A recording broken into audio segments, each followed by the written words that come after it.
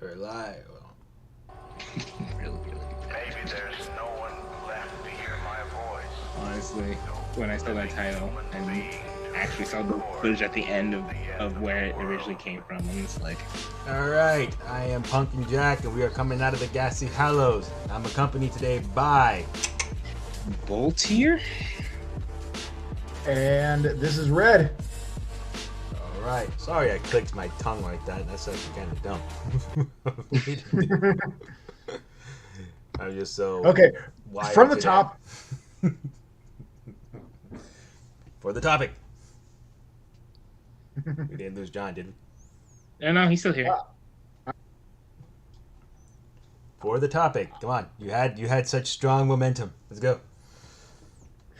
I'm supposed to say the Go for it. You had the strongest momentum out of the gate. Let's go. Work with it. Serial killers and films about serial killers and other tangents. Yes. Other tangents. One tangent that we'll start off with today is fuck Jennifer Aniston. She's not funny. She's not pretty. I have never found a Jennifer Aniston movie to be funny. I've never found her attractive in any of the movies she was in. She was not attractive in Along Came Polly. She was not attractive on Friends. She has had the same look and haircut for the past 30 years of my life. And on top of that, she's never made me laugh once. At least non-ironically, because it was funny to see her in her most hated film earlier this year, Leprechaun, which is where she got her start. She got her start in horror, and she's another one of those fucking terrible people that badmouths horror, even though that's where she got her start and her break. Fuck Jennifer Aniston. Fuck Jennifer Aniston up her stupid ear. Alright, that one's off. I've been holding into that one for about a week and some change. Bolt, I believe you might have some opinions on Jennifer Aniston. I do not. I like to plead the fifth. I instructed by my lawyer. Well, at the end of the day, an opinion is opinion. We're not saying Jennifer Aniston is an evil right. person, although she is, and she's not funny. But at the end of the day, it is what it is. Even that, it's not a specific allegation, so they really couldn't get us on that. Yeah, And I will have to invoke my Fifth Amendment right as an American citizen. So we got Bolt lawyering up. All right. Plead the fifth. So on today's list, we have two enemies that I have made for the Ghastly Hallows podcast: Jamie Lee Curtis and Jennifer Aniston. There's more. There's probably more in my people that I hate list, but we'll just leave it today at those two on the top of the list. Our certain friend Lenny is responsible for the hatred of Jennifer Aniston. I would have just ignored her mediocrity for years, if not having it thrust in my face for about 2 years now. Thank you. On choice of words. Oh, you know it was.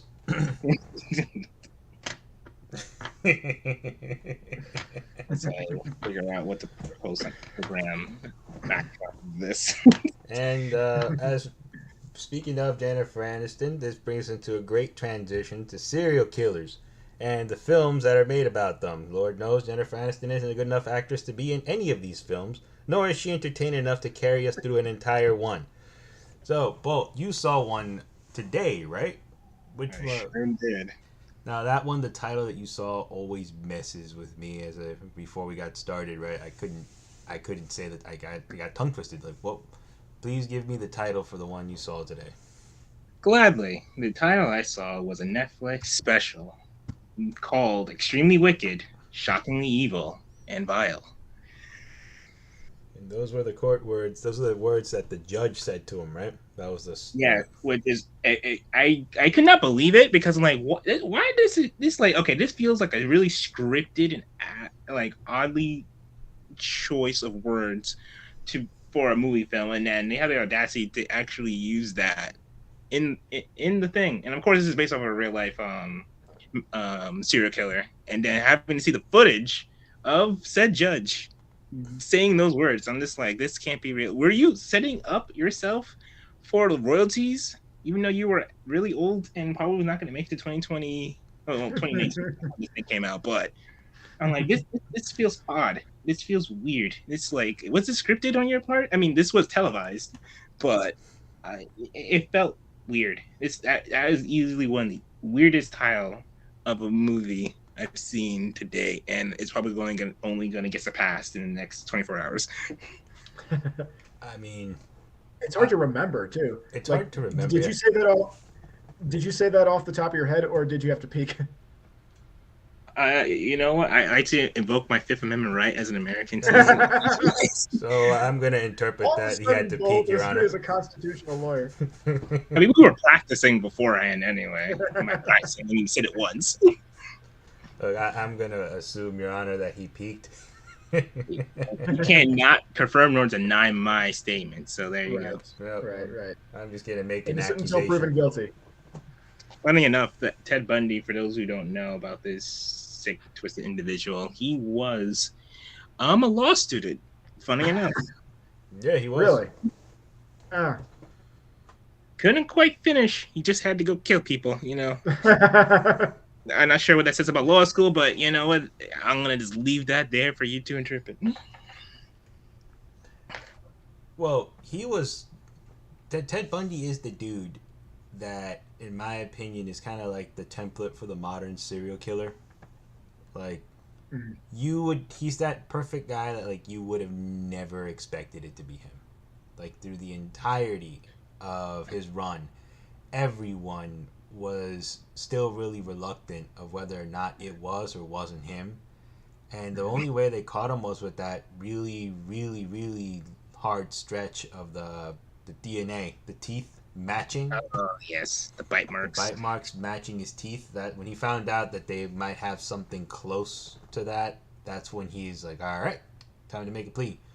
But he was defending himself through most of that, and there was always like an era of doubt. And you look at that dude, and you would never suspect, but he was essentially like a high functioning psychopath. Like,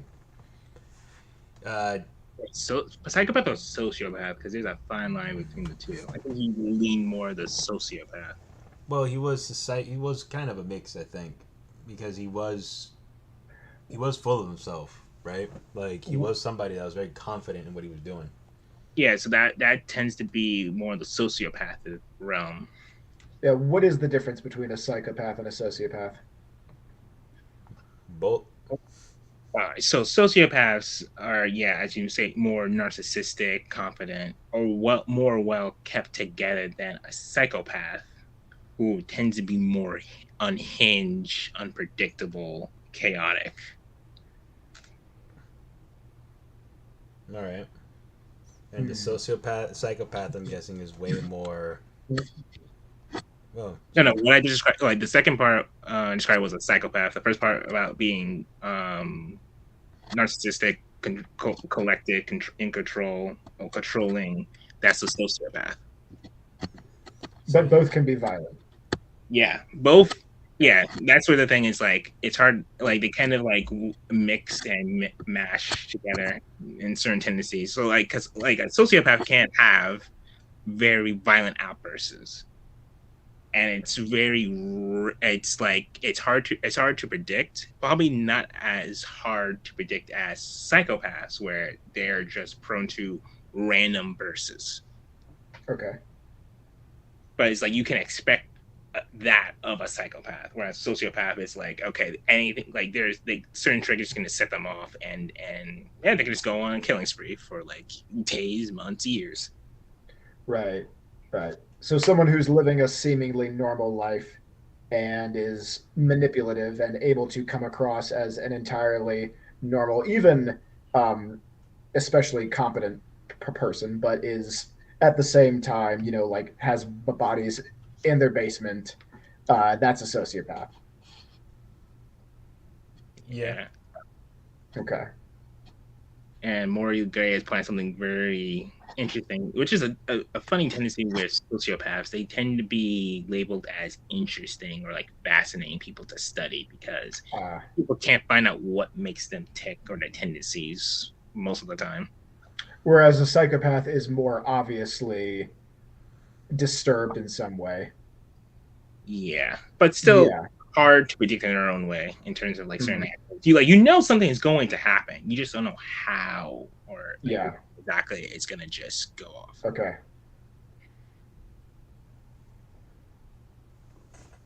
That actually makes a lot more sense. I always get them confused on my end, where it's like, what is the difference? Because I've run into plenty of both, like sociopaths and psychopaths, and I always wonder, like, I have a hard time telling the difference by the end of the encounter, what I just dealt with. You know what I mean? Like, Yeah. you kind of like get lost a little bit in the shuffle. Like, what did I just encounter? And then sometimes people that are psychopaths are actually running cults and stuff like that, and you're wondering, like, wow, uh, this somehow happened. This Right. people were Yeah. actually able to do this. This is insane. But back to Bundy, though. I had something weird also that popped up with Bundy a couple years ago. Somebody actually said that Bundy, if he were around today, right, would be a Trump supporter. It, What's that? they were trying to basically frame it like, yeah, well, he was a conservative when he was around. And I kind of said, I'm like, I actually think, and this is the thing with serial killers, like, they wear masks, right? Like, they wear masks. It's just, it's not like, the horror masks we're used to seeing. They Uh-huh. put on a facade every day and they pretend to be somebody else that they're really not, right?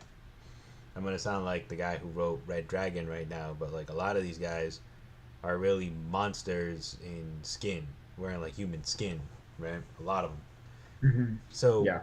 this dude, if he were around today, I would argue if there were a Ted Bundy out there that maybe we don't know about, he's probably at an AOC rally. He's probably I don't mean to say that, oh, these people are evil. The idea is you have to make yourself comfortable towards the people you're going to be targeting. And all of Bundy's victims were women.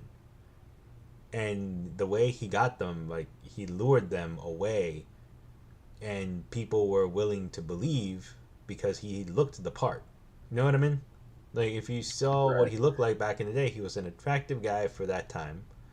He knew exactly what to say and how to say and the tone to say it in. And in today's day and age, sure, you could target people like that, but really you have to be generally appealing towards women. I'm like, he's probably out there. I said that to somebody and they got freaked out. I'm like, he's probably in one of those rallies. He's probably there like wearing the women are victim signs and shit, and people are probably like, yeah, yeah, he's a good dude. And then, there he is. Yeah. It's a freak. And like, I say that, and then the first wave of TikTokers this generation, a lot of these dudes that were doing the whole marching for women's rights things were coming out with allegations of mistreating women years later after I said that, like 2 years after that. Why there was one guy who was like caught coercing women to have unprotected sex, and there was multiple women. There was another guy who has like a bunch of beefs against him right now because it's pretty much he was discovered, I think, having sex with different women or assaulting a few women here and there. Like a bunch of these cases came out, and I'm like, oh, um, huh. That the wonder if you dig a little deeper, if there's nothing else a little worse happening behind the scenes over there. You know what I mean? Hmm. But that's one tangent that I got from dealing with Bundy all those years ago. Right. Yeah. I think one of the most disturbing things about the Bundy brand of serial killer is that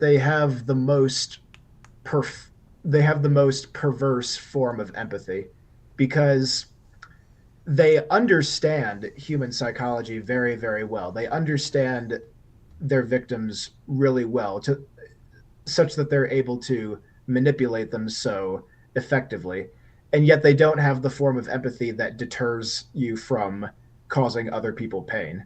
He has like the reverse of empathy. He takes pleasure in the suffering of others. So it's not quite a lack of empathy. It's not that he's not in touch with the experience of others. It's that he's so he's very deeply in touch with it, and he uses it to perverse ends. Yeah, it's like Instead of using it to do good, they use it to do harm. That makes any Yeah, sense? Yeah. yeah, and again, it's like the reverse of empathy. You're in touch with someone else's suffering, and you get pleasure from that. It's horrifying. Very. Yeah. So, uh, I'll actually respond to the comment in a bit. Bolt, how far along did you actually make it through the entire thing, or did you Oh make yeah, it? yeah. I made it through the entire thing. So I have one question for you on that. Hmm. Do you think that the hacksaw bit happened for real?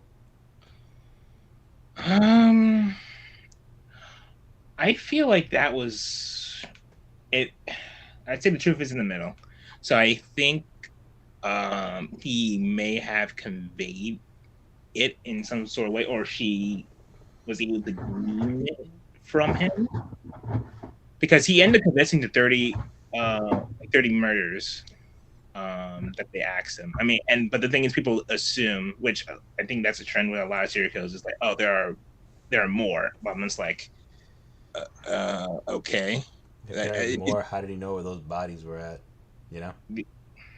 yeah. But I'm like, there's definitely psychoanalysis studies that like basically like people have their own hunting grounds. Certain patterns is like if you can just narrow those down, and then you're able to find the rest of the bodies if they don't come forward, because it's easier for them to come forward.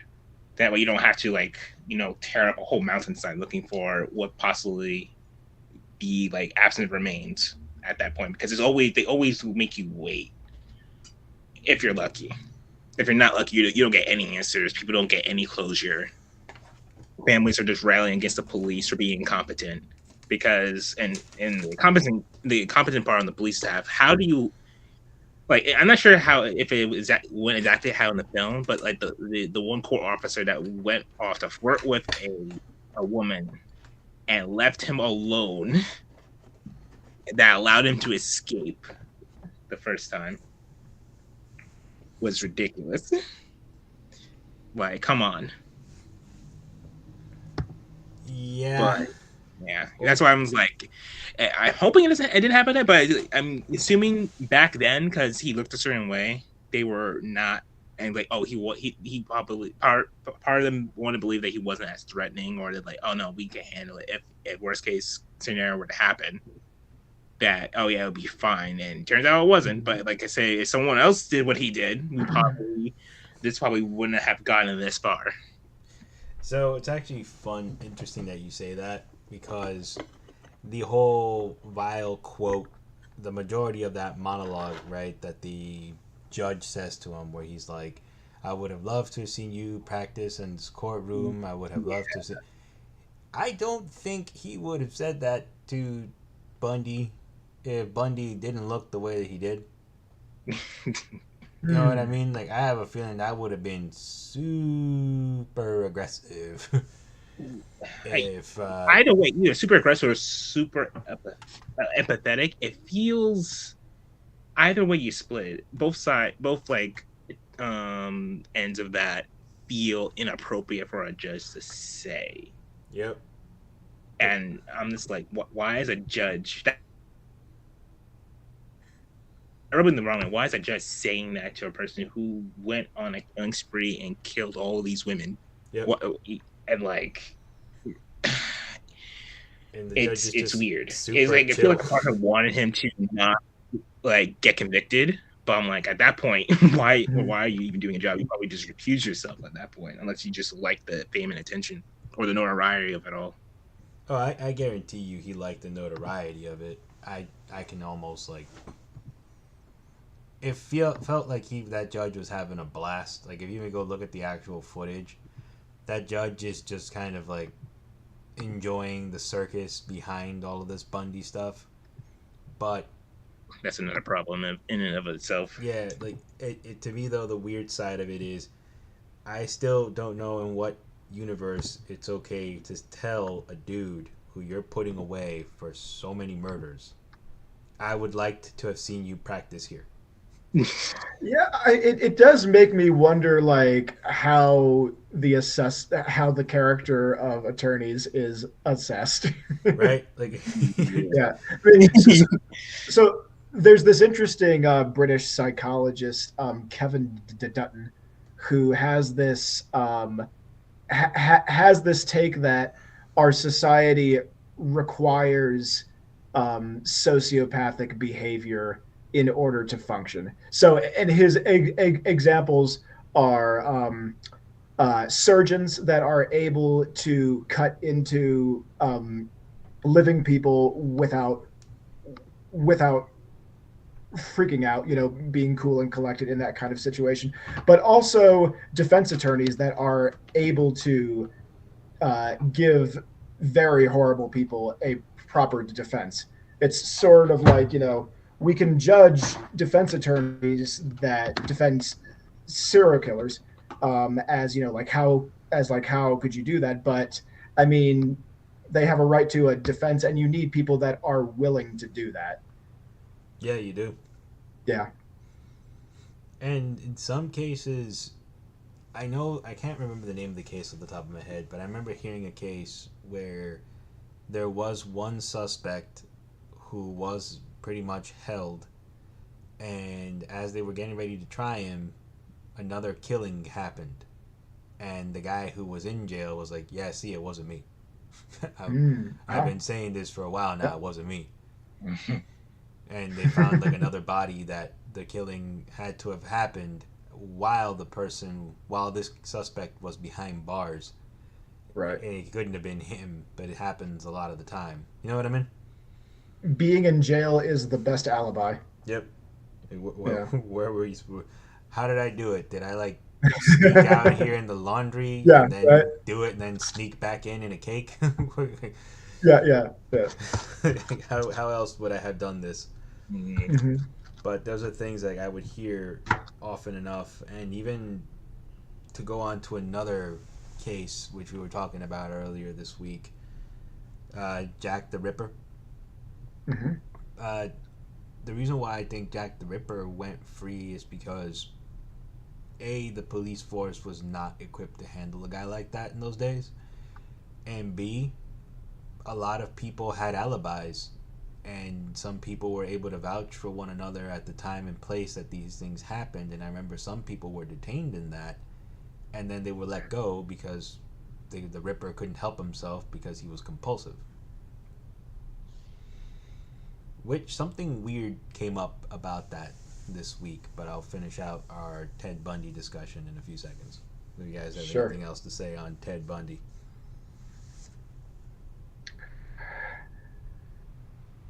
I'm looking at you. Yeah, so what I have to say about Tim Bundy is,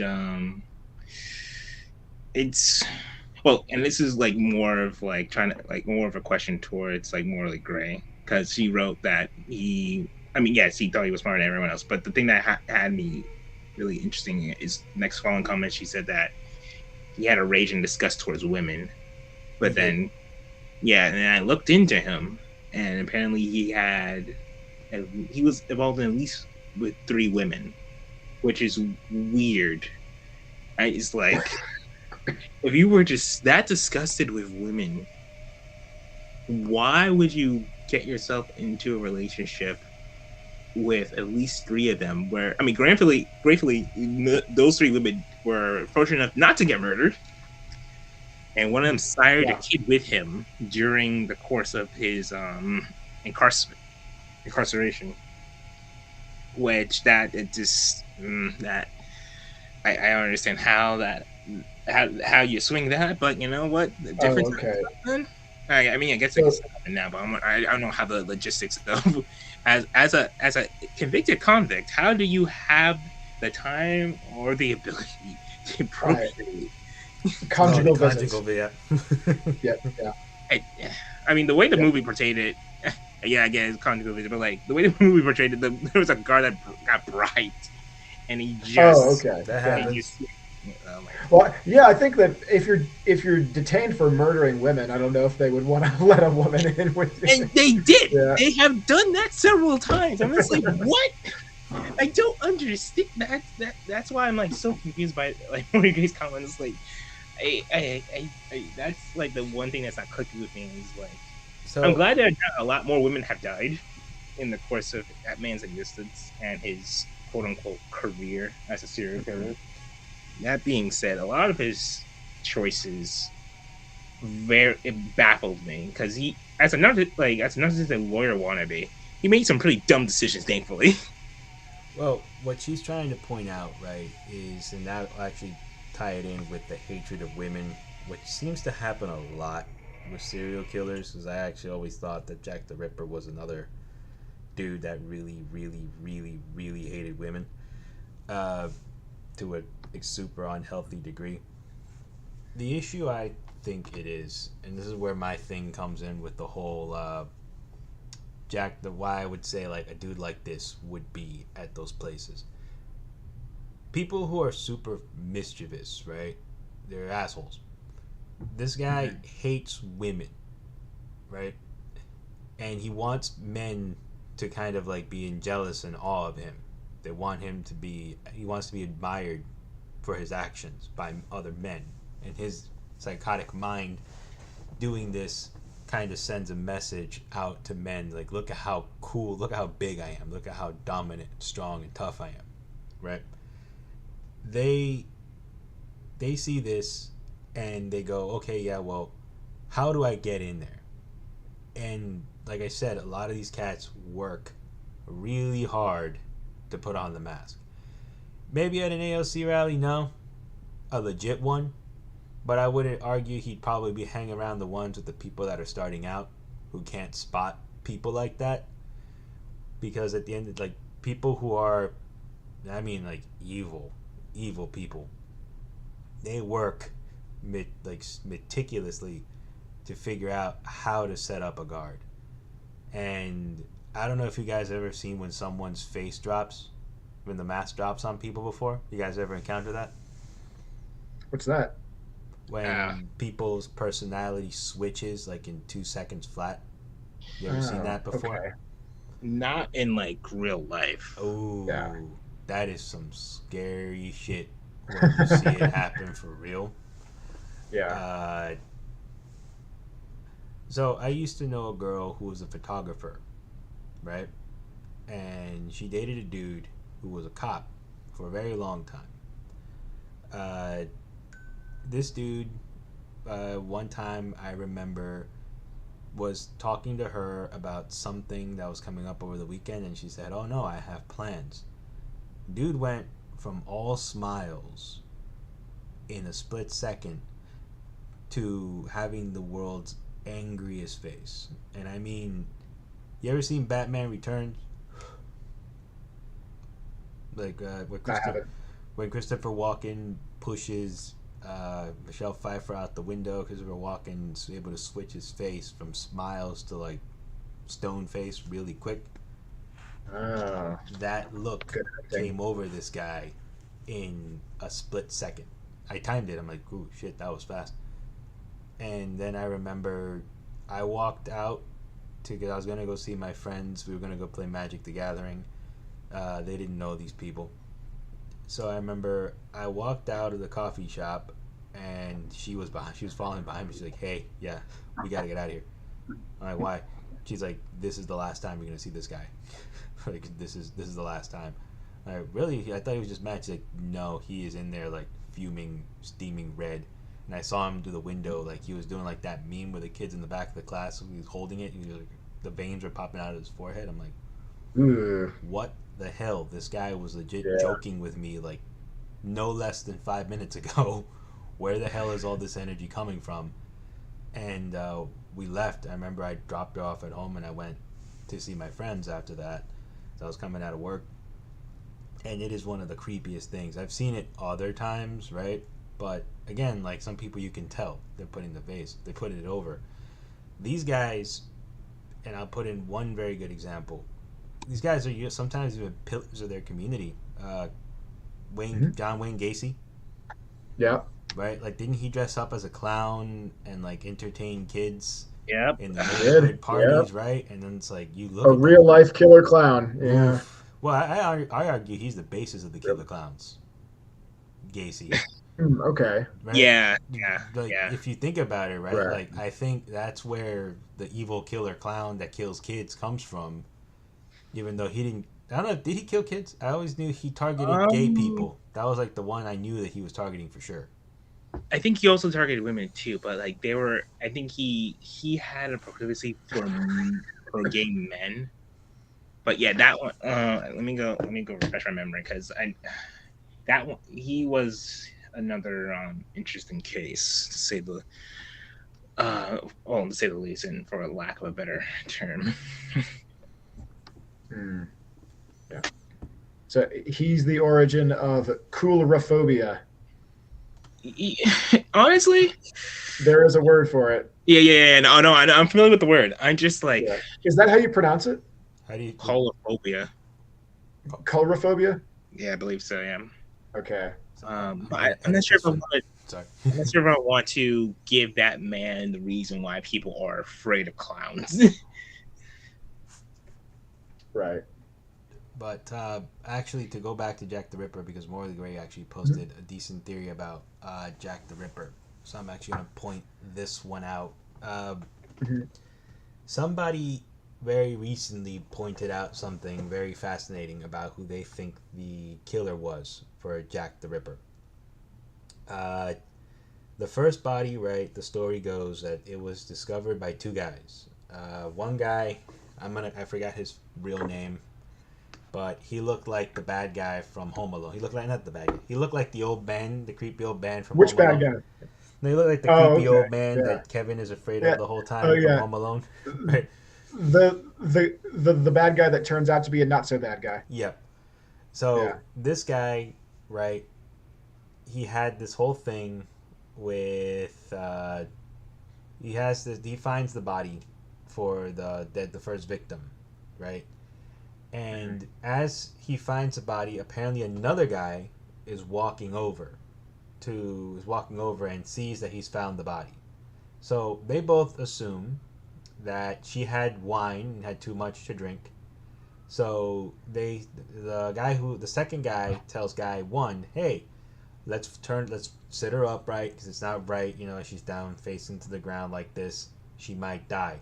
The other guy goes, no, because she might die if you do that. The first guy. So they both decide, all right, well, she seems fine. Let's go find an officer and get some help. To which they find an officer. The officer turns her around and sees that she's in a pool of blood. And then that was the first victim, right? I had her name on the top of my head, and now I can't find it. I can't remember her first name.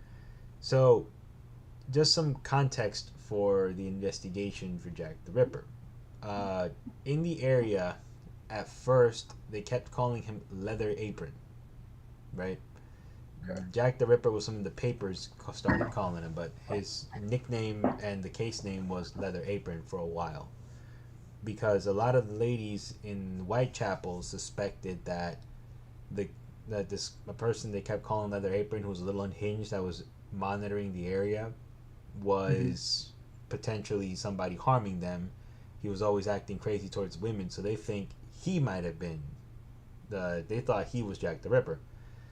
Okay. So the theory is the first person who discovered the first victim, was Jack the Ripper, because he apparently was driving a meat wagon or something for a butcher shop. If he would go back and forth from the train yards or something like that with the cargo, and the path that he took would place him in all of the routes where all the women were at the time of the slayings. Like all the women would work, all of the victims worked alongside his route. The second thing is, a lot of that he's handling raw meat. So people who handle raw meat, especially in those days, what did they wear? Right? Like, what did they wear? They wore a leather Gloves. apron. They wore gloves and a Okay. leather apron. Yeah. So he also, when they interviewed him, he didn't give his real name to give any information. He gave a false name. He was reluctant to give this real name up at the time. So some people go, well, let's look at it from his point of view. Let's say he killed the first victim, and then as he's about to do what Jack the Ripper used to do, the mutilations he would perform, the other dude walks across and sees him.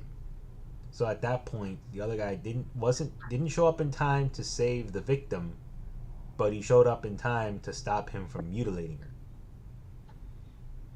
And since it's dark, they can't really see. He just played the idiot role, like, oh yeah, no, I didn't see it. She's just tipped over. We're not gonna tip her over. We're not gonna stand her up. That might hurt her. Whereas if if you think she's passed out from alcohol, wouldn't it be better to sit her up? Make sure she's okay. Check instead of stopping everybody from checking on her, which is what he did. So the theory is he could be Jack the Ripper, and because he was a regular guy, there is very little records of what happened to him. His name was Charles Allen Lechmere. That's who he was. Charles Allen Cross was what he went to the police to say his name was, and he's the one that discovered. Pull the name up here. He found Nichols. Her name was Mary Nichols, the first victim. He found her, and towards the end of he died like in 1920 at the age of 71. But nobody ever really looked into him. But all of the victims are technically on his route at the time of when he was working at that thing. So he was never a prime suspect. I think he was looked at, and I think he might have been in their main suspect list, but because of the way things were in Whitechapel, it seemed very chaotic. I don't think he was ever prime suspect. But a lot of folks, like when they look back at it, they go, Occam's razor, right? The most likeliest of scenarios is probably it. Like it's one of those things. Like, yeah, this is most likely what it was. He is perfectly in all of the spaces where they are. He's driving a wagon, Yeah, Occam's razor is basically the explanation that requires the fewest assumptions is probably the right one. There we go, right? Like that's the one. Yeah. But when you think about it, right, like, dude is right there. He has the equipment. He would have the equipment on hand to do some of the things this guy was doing. I highly doubt that Jack the Ripper was someone of the higher aristocracy class, like in that movie From Hell.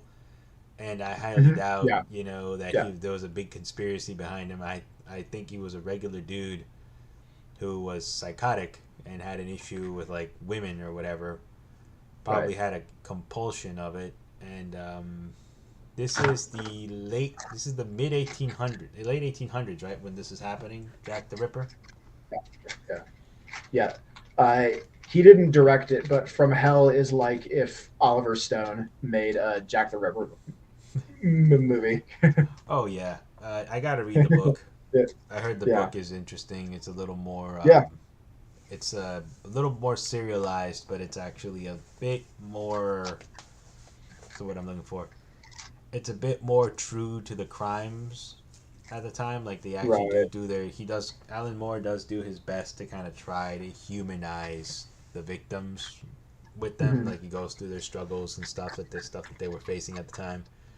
The women in Whitechapel, which is one of the subjects I remember we wanted to talk about, where it's like in all these movies that they make, it's actually very interesting that certain folks are out there now trying to humanize the victims more. Right. For example, in that one that Bolt was just talking about, can you give us the title again, please, Bolt? You're still here? Extremely wicked, shockingly evil, and vile. I am glad that we spend a lot of time with his girlfriend throughout that one. Yeah, well, showing the different periods during his incarceration history. and cutting back to her, seeing how she's in denial throughout the whole stretch of that time.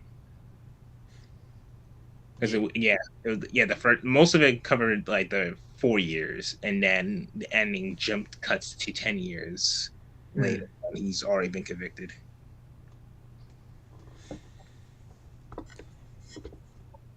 But yeah. Funny enough, like between like if you compare Jack the Ripper, who was like coined like the first modern serial killer. He wasn't the first, but he's been dubbed as the first modern serial killer. Has not been caught. And given that like his victims he targeted were like destitute women, whereas um you have Ted over here. He targeted not like I wouldn't say the opposite spectrum, more like in the middle, because he targeted women that went to colleges, highly educated. Either they come from money, or they have money, or they kind of work themselves into being in an advantageous situation where they can get a higher education. Which it's I wonder, because since like Jack the Ripper targeted people that people in like affluent society at the time of his existence didn't care about. I wonder what would happen if Ted did exactly what Jack did. You mean leaving him there? No. Like if he targeted like a different subsection of people, like people that wouldn't be noticed, or people society wouldn't really care much about until the thing enough is, people a large outcry. This is the mistake that a lot of these guys make, right? People notice when other people are gone, and people notice when folks are missing, right? One example is somebody that was caught very recently. The Long Island killer.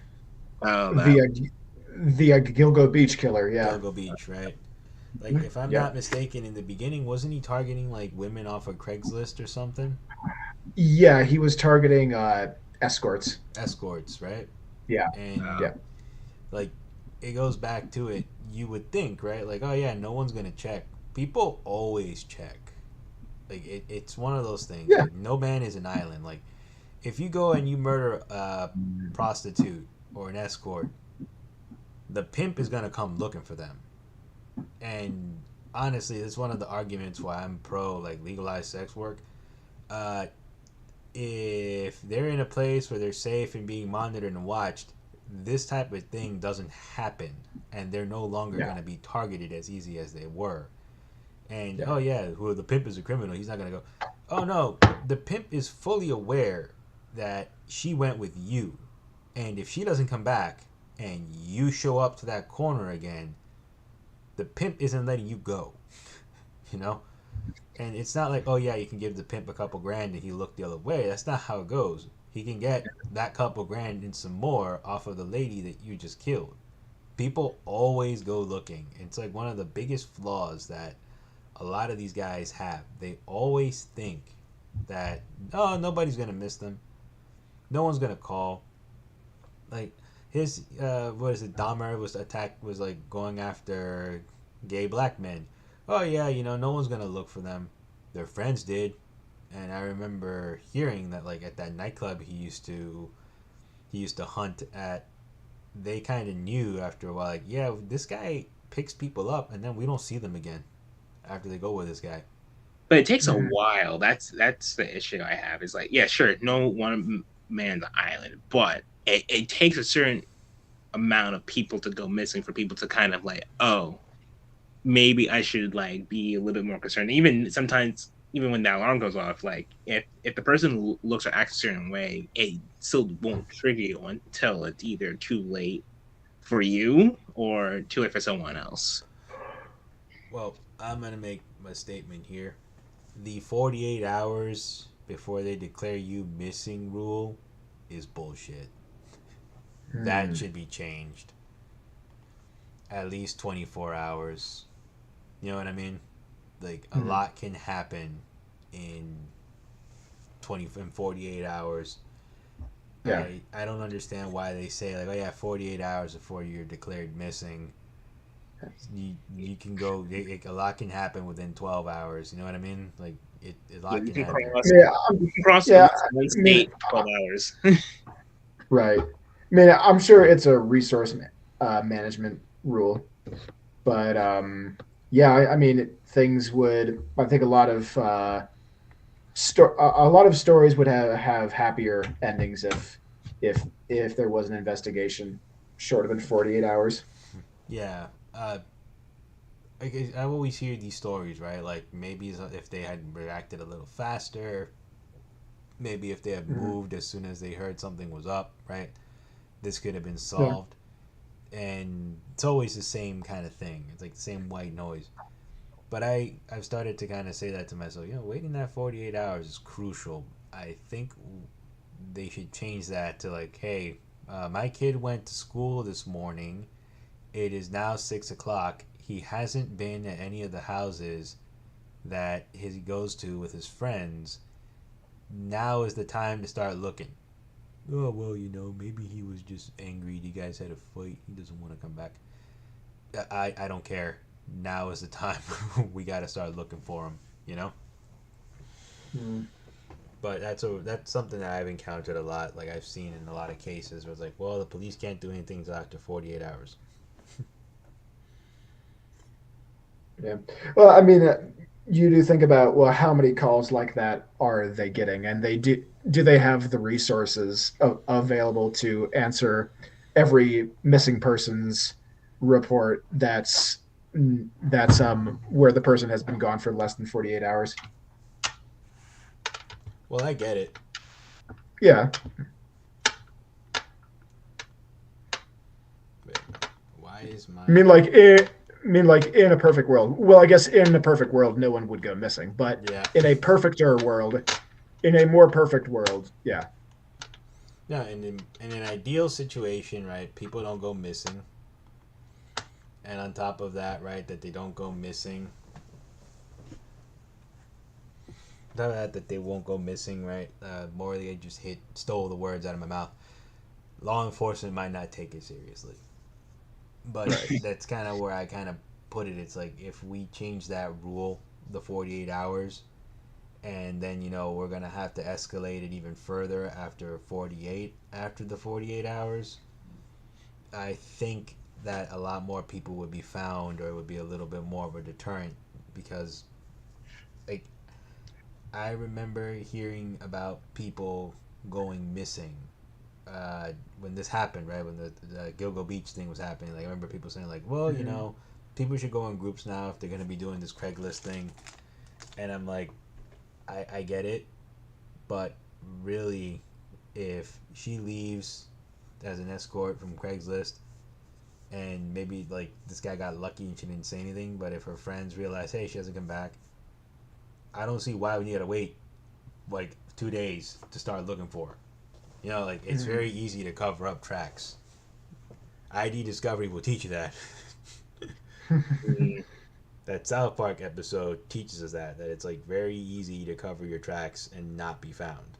You know, and I don't want to come off like, oh yeah, this guy's seen a lot Yeah. of stuff.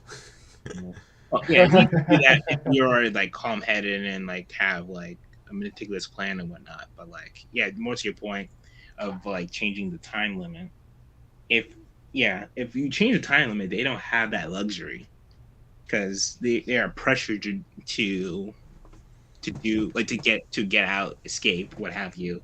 And when they are rushed and they're pressured, people are more likely to make mistakes, which then leads them to leave clues, Yeah, which then leads to their Mhm. capture. like 48 Yeah. hours in my book is a head start.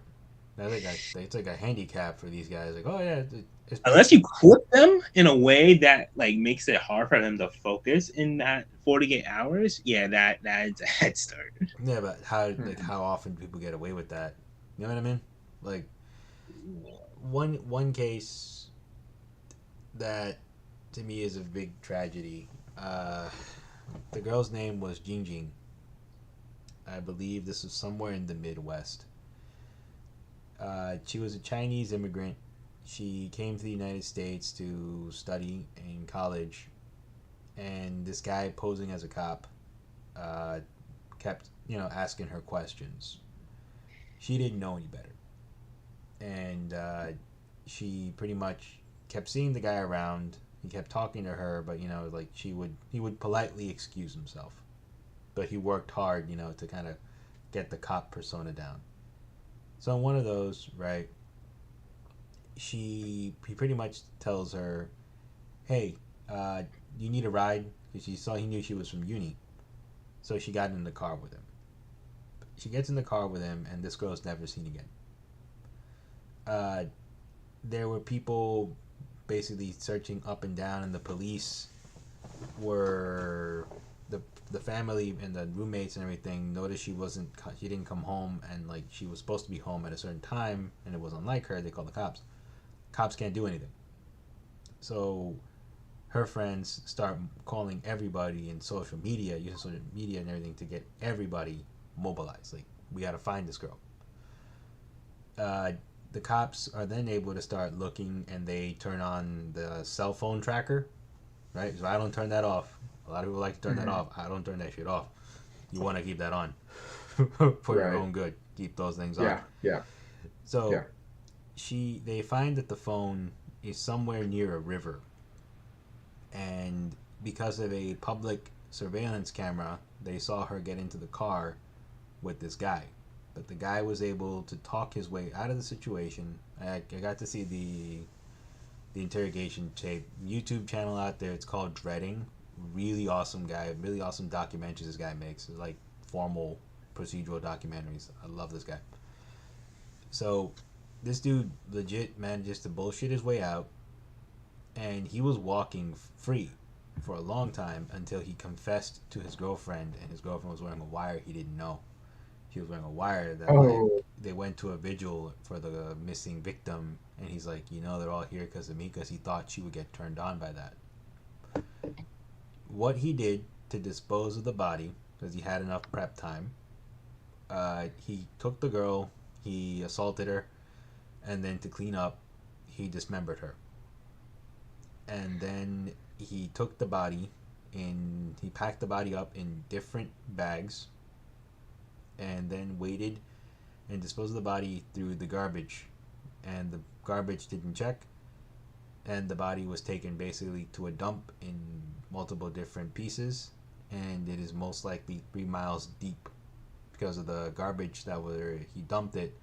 Whenever they get garbage, the next day they crush it, and then they dig it deeper and deeper. So her body is most likely has been completely destroyed at this point. So I heard that case, and I'm like, you know why this guy got away? It probably took him a day to get rid of everything. You know what I mean? Yeah. Like, it probably took this guy a day, and they were in a town like somewhere in the Midwest. If I get a chance, her name was Jing Jing Lin, something like that. Ling Ling something. I can't remember her full name. When you look at this, it's like this guy got away with it. This guy was this girl. I'm pretty sure they wouldn't have been able to find her in time, but they would have been able to at least arrest him a lot sooner. The family had to come all the way from Beijing to look for this girl. Yeah. Because they didn't want to give up. Sure. And law enforcement was eyeballing this guy, but they didn't have much because the guy had legitimately a 48-hour head start. So in my book, that's where it turns into I don't agree with it should take that long. You know what I mean? At least like there should be some kind of Amber Alert for adults that at least like if you're in the area, send you something, right? Like, hey, yeah, enough people haven't seen this person for like the past few hours. At least send out like a mass text to everybody, right? Like, when we get the Amber Alert on our phone, send out the Amber Alert for a person. Like, hey, this person has gone missing.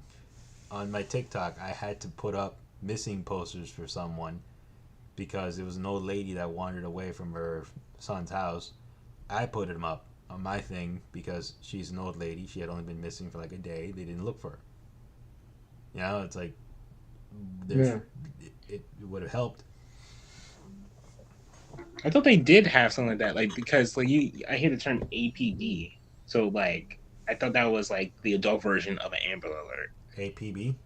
Yeah, that's when like in like crime shows they always say, "Oh yeah, put out APB for it," like, and you have to give them a description so that people are not providing you with useless tips on over the phone lines at the police department. Which I mean, it still happens, but That's mostly for suspects.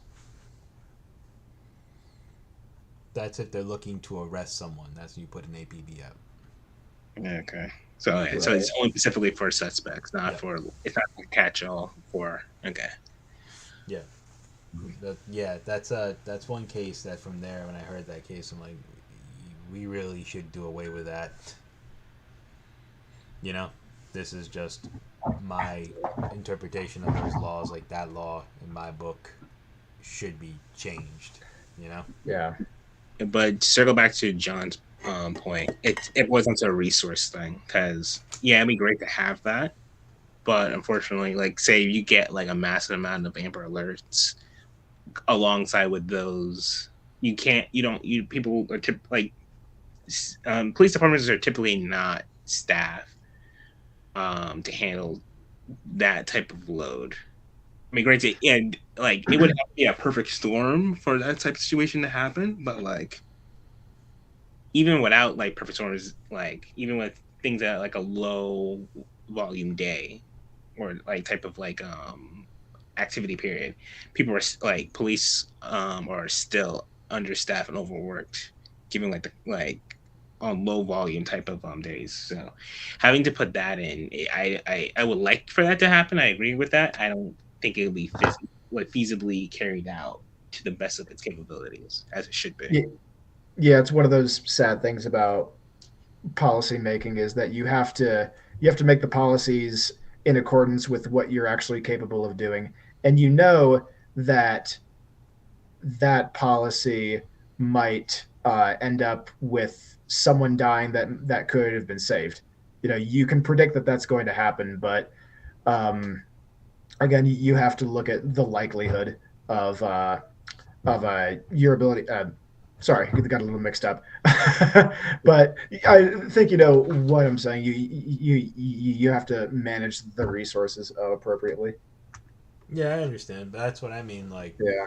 at least once in a while, right? Like within your area. So, for example, right, in my neighborhood, if they put in within at least 3 blocks of where I live, there is a registry of hey, these people live in this block. It's how they tell us what we're gonna vote for.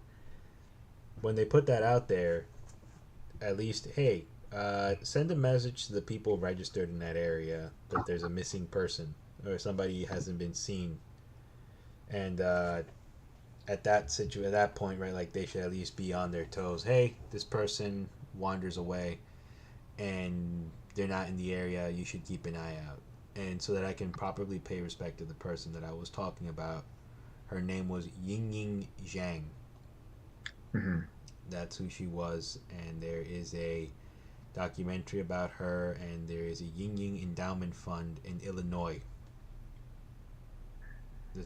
She was a case in Illinois. Her family set up an endowment fund, as a scholarship sort of thing. Good. So Yeah. that's all that they have. So it's Ying Ying's fund, that's what it's called, and she was the one who went missing. I'm not going to be disrespectful and not get the name out. Her name was Ying Ying. Yeah. But no, that's where it goes. Like in my book, yes, I understand, but sometimes if you're in a certain area, what is it during COVID? If you left the state lines, they knew, and you got a ping. Hey, you left the state lines. Can you do us a favor when you get to where you're going to? Fill out a survey. Telling me where I live right now, like you can't just send a ping out. Hey, person reported missing in your area. I understand in Times Square, right? Like fine. Yeah, that sounds realistic. Yeah. Yeah. You know what I mean? Like my address is on my phone bill. They know where I live. My phone is always in these areas. Just the local police department just go, hey, we got a person missing. All right, the guy in the center dispatch gets the list of people, put it into the system. Ping, ping, ping, ping, ping, ping, right? It I think sounds excessive, but you know what I mean. Yeah, but I think the issue with that is they run the risk of running into the age old argument of Big Brother, whereas like they have tabs on me at all times. They already have tabs on you at all times, man. Yeah, but like those people, the people in the camp where it's like they like going to fight against the system. They would prefer their own privacy, do all this stuff. Yeah. But it's like if you don't have accountability of someone and if something happens, Yeah. who are you going to blame? People don't want to blame themselves when they could have been accountable for a person, but at the same time, they don't want to be held accountable because it infringes on their privacy and their freedom. So it's like you're free, but then you're free to get picked off by like wolf in sheep clothing, or you can be in a pen where you are subjectively accounted for and marginally more safer. So regarding surveillance, right? Because a lot of people kind of talk about like, well, I have my privacy as they whip out their iPhone and send a text message over Instagram, Facebook, Don't forget Twitter. and Twitter, X, whatever it's called these days. Oh, you mean X? Yeah. No, we're not doing this. We're not doing this to No, Twitter. no. You have to say X, formerly known as Twitter. No, Bingo. There we go. Yeah, I'm stealing that. We're going with that. X, formerly known as Twitter. no, Like that's the too long. Prince. Call it Like Twitter. Prince. Let's be done with it. Let's call it Twitter and be done with it. I'm X, not formerly interested. known as Twitter. But you know, The artist formerly known as Twitter. bingo, love it. We're taking that one instead. The artist Okay, formerly known okay. as Twitter. I hate you both. But you know, like people talk about privacy, but the reality is, right? You're always being monitored. The moment you put your phone on, they don't need to inject a chip into you. You have your phone on, and you're always going to be paid attention to. And what I was proposing is, as opposed to, them keeping a tab on you, this is like sending out again an Amber Alert when your phone goes off, or like an SOS when your phone goes off. It's gonna go off to people within the certain area because they know already that these people are in a certain area. And it goes back to it. When you buy a phone and you open up a phone line, what's the first thing they ask you for? They ask you for your ID when you open up a phone line.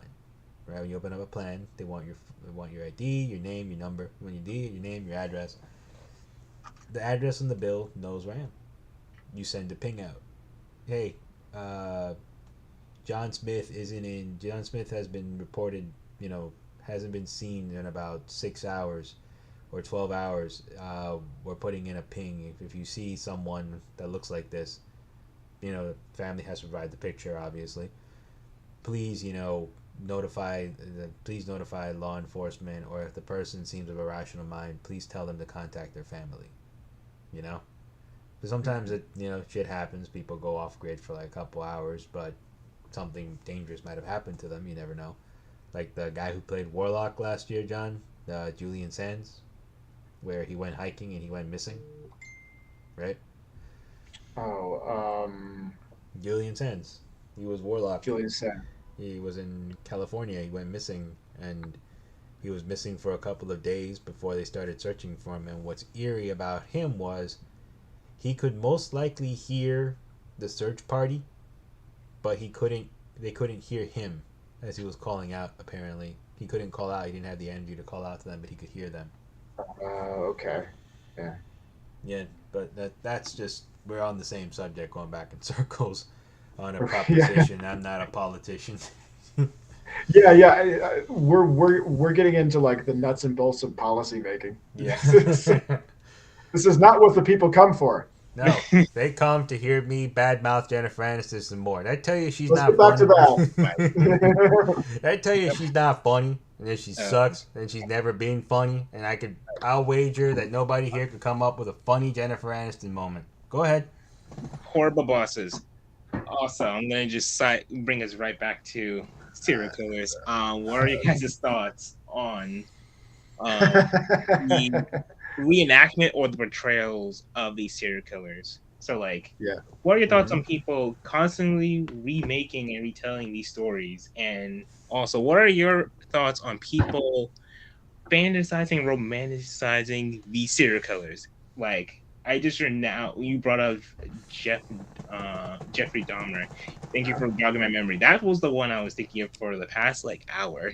That I was trying to remember which serial killer was like a whole craze about in within the last year, and it was that guy. Oh That the yeah, whole Yes. Yeah, because of that new series, yeah. yeah. which I tried to watch and just couldn't. Neither could I. I couldn't stomach it. Did we already talk about this on air? We talked about it while in our lost episode, and while I was hammered one Oh, night over right. the Izakaya. Yes. Okay. So let's Yeah. refresh everyone now that this is Sure. actually being recorded. Okay. Yeah. So in case people don't know, Netflix, I think 2 years ago, put out a series, a limited series on the Jeffrey Dahmer murders, with Evan Peters in the lead role as Dahmer himself. And yeah, it generated some controversy, and I tried to watch it, and I just thought that the idea was it was kind of sick. I mean, it was combined with the marketing of it, I think, because they released it during like around Halloween time. So Yep. they kind of marketed it as this spooky horror series that you could watch. And it had these very long scenes like of the murders, of the actual murders. And I'm watching it and I'm like, I don't know, this was a real person. Like this actually happened. And it just doesn't feel right. I don't know. I feel like if you're gonna do a murder scene for scary effect, that it should be fictional. You don't know, or at least about something that happened a few hundred years ago, like not something that happened like 30 years ago. I don't know. Yeah, where I the think family time. members are still very much around. Yeah, yeah. I mean, that was one of the genuine controversies around this series. Is family members were coming forward and say, "Hey, like nobody talked to us about this." Yep, none of them gave Yeah, consent for their likenesses or names or anything to be used, even though it's a matter of public yeah, record. But like, you know, they are the victims and they are entitled to a sense of that. yeah, yeah. I mean, and it's I think the filmmakers are within their rights, but it would have been the decent thing to do um, to talk to family members. Yeah, and Yeah, it, oh boy, there was such a really horrible amount of TikTokers with Dahmer, uh, people bragging that they left out the gruesome stuff, like it's some kind of mm. flex that they can see the gruesome stuff, and I'm like, dude, as someone that Oh loves yeah, horror, that shit ain't funny, and that isn't a flex. Uh, yeah. the, That would have made it even worse. yeah, like these are real Yeah, people that this happened to, and then there were some people that were like trying to kind of some people accused that docu series, I don't know what to call it, the dramatic series of Dahmer, of trying to give humanization to Jeffrey Dahmer, while at the same time they're also accusing it of, what's the word I'm like, they try to make you feel sorry for him, to yeah, sympathize for him, and it's like, you guys are aware that he caused a lot of harm, and he's beyond sympathy. Like yeah. this dude is a And, monster. and I don't think that I'm against that idea just in its concept, but I just don't think that I think it's almost impossible to execute in a way that feels right Yeah, I or don't think feels they're ever gonna crack okay. the code. Yeah, yeah. I feel like it's much more successful if you try to do that with a fictional character, Yeah, like in the abstract. Everybody's a human being. There's always an explanation for behavior, and maybe there's some useful insights that you can get from that. But I just feel like making it about events that actually happened, about a person that actually existed, that the fact of that just gets in the way of what you're trying to do. yeah. I mean, There was a great film I saw a long time ago. I couldn't finish it because it made me really upset. I was young. Where you're following a serial killer around. I wasn't sure if it was Henry of a Portrait of a Serial Killer. Is that the one where the guy wears like a baby face mask and he has like the idea that someone's telling him to go around killing people? Is it Henry Portrait of a Serial Killer? I don't know. The idea is right, like this dude's not right in his head, and he thinks Yeah. that he's doing the right thing because someone's telling him what to do, right? Like someone that looks like his mom is telling him what to do. It's like I know, like they inspired it from Psycho, right? But it's a fictional story. You can kind of see the character, and you kind of like are. It's okay because he's not real, and it kind of opens up your eyes a little bit. With Dahmer, I made it 20 minutes. I couldn't do it. Because I know what happened to the first guy that you open up the Dahmer series with. That guy had survivor's trauma for years, and he wound up being a homeless person for a while and an addict, and he wound up actually taking money and killing someone for money because they paid him to do it because he was just that down on his life. You know, and in a docu-series, they're not going to talk about that. He's going to talk about that he escaped and he's the guy who got Dahmer through, and he was a hero. I don't know if they went further on it, but I saw that. I'm like, damn, this is the moment this guy's life fell apart, and it's just here for fun. Yeah, you know, like this dude's life fell apart after this. Like, how am I enjoying it? I can't enjoy this. I turned it off. I can't do this. Yeah. Like I couldn't do it. I took the L on that one. Okay, I wouldn't call that an L. You recognize your limits, and you respectably just turned off for the sake of your own health, your mental health, and sanity, and that's a normal and an appropriate reaction than what I saw what was going on around last year, because those two docuseries or dramas, biographical drama series on Jeffrey Dahmer came out just last year. And last year, people were going on TikTok and like you had women fantasizing, like saying that they would like to have sexual fantasies with Dahmer, and it's like, what is going on? Like, did they see the same thing as you did? Because like I don't understand how someone can come to that type of, even for like let's say we give them the extreme benefit of the doubt, like this was just like clickbait type of thing just to get views on TikTok. There were an unhealthy amount of people that were seriously voicing that idea notion, and it's very disturbing. And all because like, oh yeah, the person that was portrayed was attractive. But I'm just like, no, that is not a good justification. That is not a healthy mindset to have. This happened to real people. He was a real criminal, a real monster, and he should not be glorified in any shape or form. But you got people out here are just doing just that, and it's very. I think that I'm not sure if who the real monster is, in that context. So last year I was a haunted house actor. I was out on I was at an amusement park, and I was out on the grounds in kind of a zombie costume scaring people. And a few times, this was like maybe 2 or 3 times, I would scare like a group of middle school kids, and they would go, "Jeffrey Dahmer, is that you?" And it was sort of like, oh God, this guy's a celebrity now among kids. Middle schoolers. It really did not feel good. Yeah. Oh my God. Oh, I forgot about that. Oh my goodness. Also, can we talk about the title of that series? Which was of the fictional Dahmer series. Just Dahmer. Okay. So in big letters, it's Dahmer, and then below it's Monster: the Jeffrey Dahmer story. It's such a convoluted title. What am I supposed to call this? Is it Dahmer? Is it Monster? Is it Dahmer Monster? Is he a Sesame Street character now? Like, I don't know what we're supposed to call this thing. Technically, yes, he is a Sesame Street character.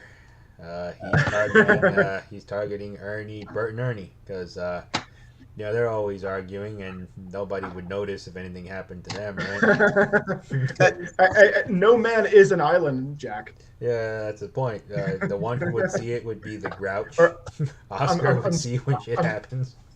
I'm sorry, no puppet is an island. Nope. Yes. Oscar Unless would you're see it. Oscar the Grouch, unless you literally live in a garbage can.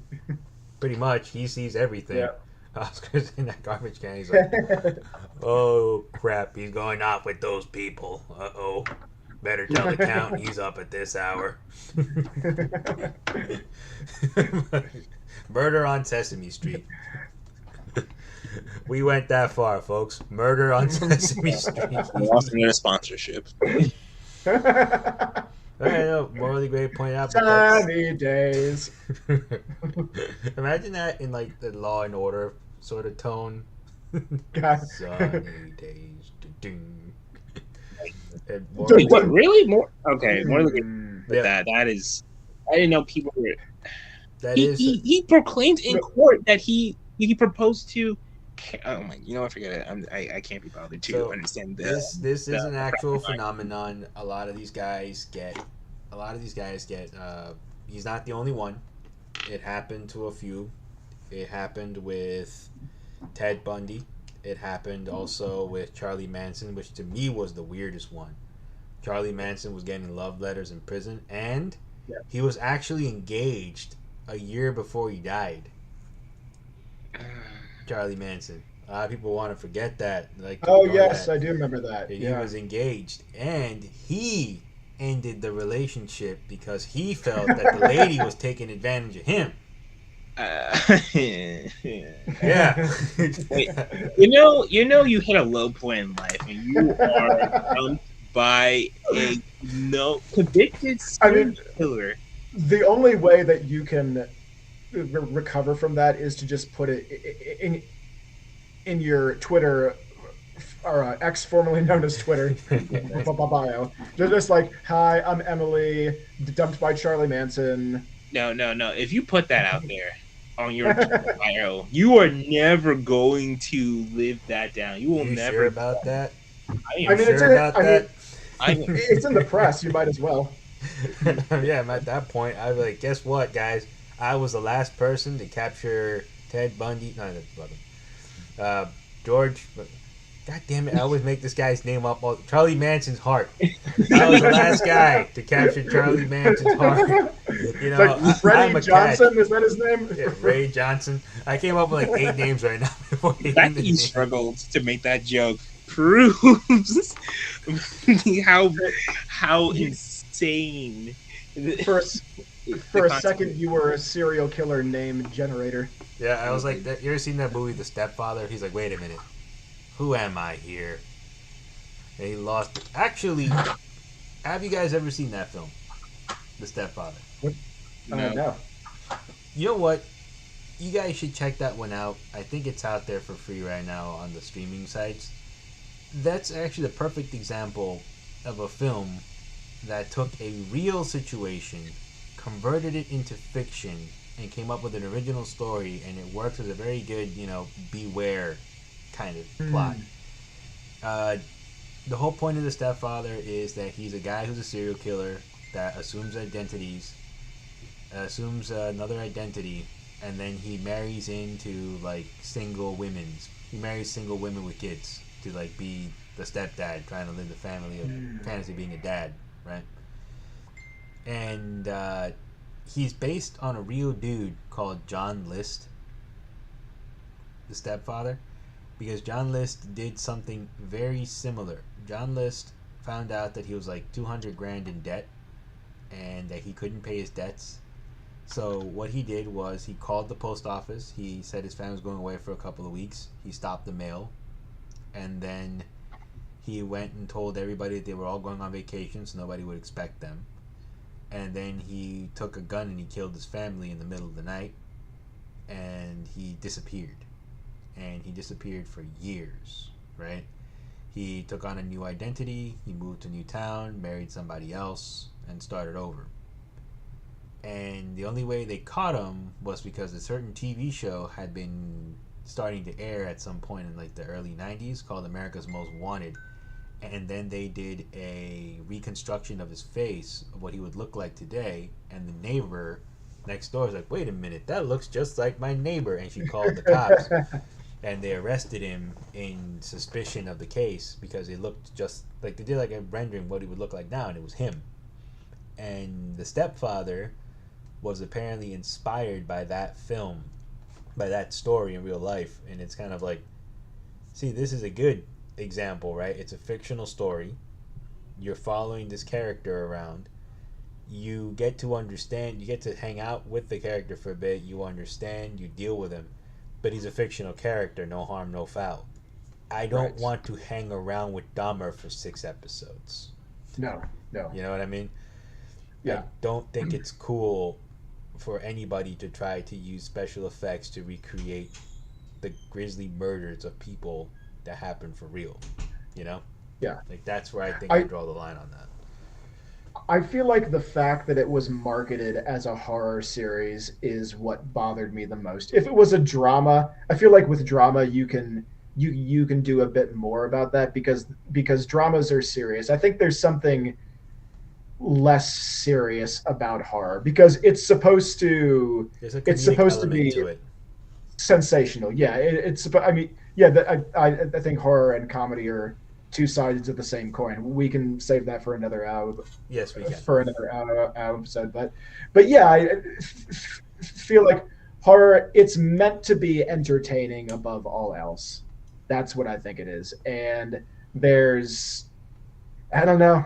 Yeah, you don't deal with real stuff in horror. No, you don't. And you know what the worst part about all this was? Bolt, our favorite pal, called me and was trying to convince me to watch Dahmer. We will take that off stream. Say about that, because I don't have the mental capacity right now to fully unload on what that entails. Thank you kindly. Bolt is very good at making these very PR-ready statements that don't give away too much information. But I still have state had his intentions. plenty of practice. And I'm not even a lawyer in any stretch of the imagination. I am upset that I didn't go to law school. It's never too late, man. You can always still go. No, I am disillusioned with the law. It's too late. No, I can't now. I always come around and start issuing threats to a celebrity. It would be nice to have a lawyer on standby when I issue these threats, and if somebody hears me, they can just say that I'm crazy, because I am crazy. And we could say on air, and we spoke to our lawyer about this. In fact, he's right here. Yeah, he's right here. Take it away, Bolt. Yep. You're all looking at 5 to Life. And that's a freebie. Well, when I said, that I would run over certain people with my car, I wasn't really serious. I just said I would do it in Minecraft. I would do it in Minecraft. You have recorded yourself on numerous occasions. Incitements to violence are fine in Minecraft. Yeah. You have not mentioned Minecraft until today. Come on, put some better effort into this. Those recordings are long gone, Bolt. They're in Sony's archive somewhere, right next to all the horrible other crap we said with playing Dead by Daylight. Oh no! Even still, we're referring to those recordings. You still didn't mention Minecraft. Oh well, yeah. Well, we're gonna start doing that now. Every time it was all in Dead by Daylight. That's where I was actually saying if I ever saw Jennifer Aniston in Dead by Daylight, I would do the Morty with the red rank. That's what I would do if I saw Jennifer Aniston in Dead by Daylight. There we go. See? That would teach that unfunny, talentless hack a lesson or two, because she's not pretty, she's not funny, never was, never will be. I'm sure she's smart. She's smart in some of the choices that she makes, but as far as I'm concerned, Jennifer Aniston's a dumb blonde. And I don't like Jennifer Aniston. at this point. Noted. Noted, right?